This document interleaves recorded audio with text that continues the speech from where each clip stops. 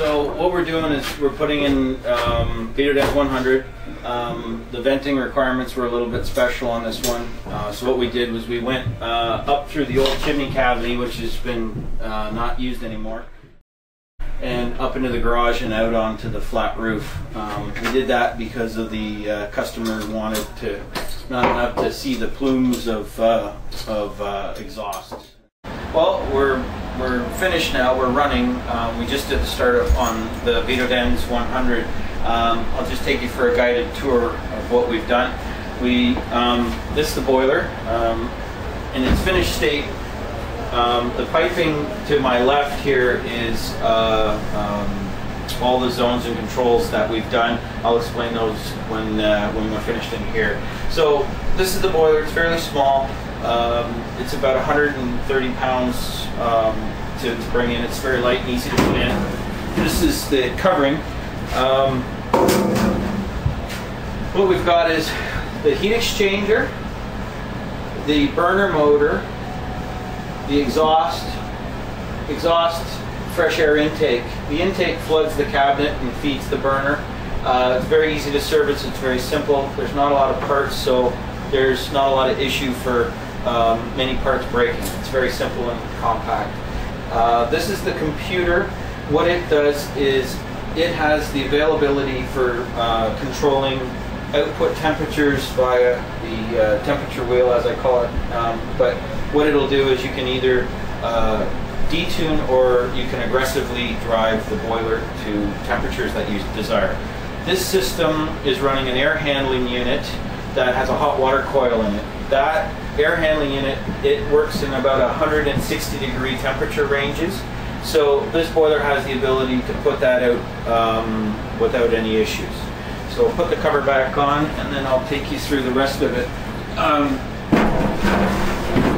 On this installation, we've opted out of doing a low loss header because what we've built is a primary secondary loop on site. Low loss header is great if you have a special application. In this situation, I just went to a simple primary loop built around the boiler.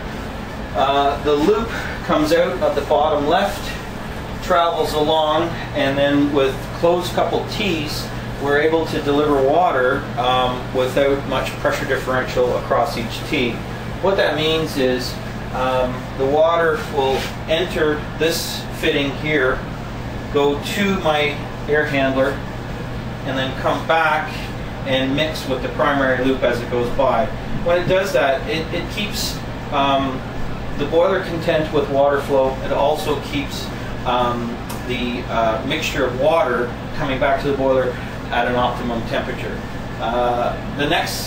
So this is the air handler number one. We have an air handler in the attic in this location, and it feeds the second floor exclusively, air conditioning and heating. So what we've got is the water goes out, goes up to the air handler in the attic, and comes back on this line here, and then mixes back into the primary loop again. The third set of T's is designed to feed an in-floor heating system. So again, we've got our out pipe going into our mix valve. This is a manual mix valve. It's a fairly simple heated floor system here with not a lot of controllers. So we went to a manual mix, we set a temperature, and that's it. The pump drags that temperature out and feeds our manifold. Our manifold, being 6 zones, we have actuators that control zones. The zones, 3 zones in the basement, are controlled via 2 thermostats, and then the kitchen area on the first floor is controlled by 3 zones, or 3 actuators.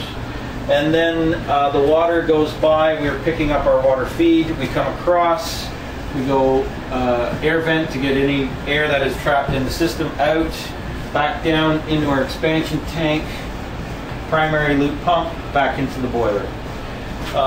With this system on, the air handler is calling for heat right now.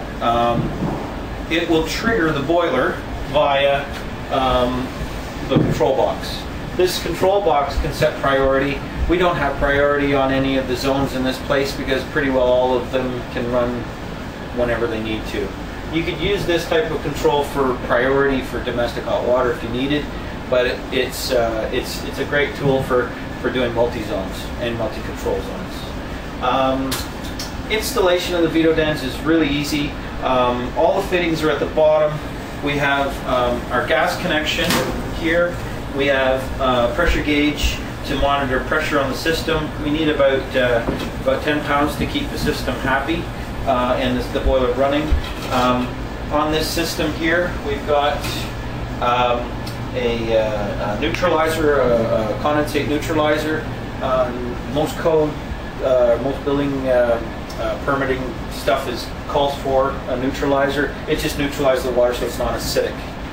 And then, low water cutoff. This boiler is equipped with pressure cutoff, but not a low water cutoff. Gas code and the municipality requires low water cutoff for any system that has water below the boiler. Therefore, we have low water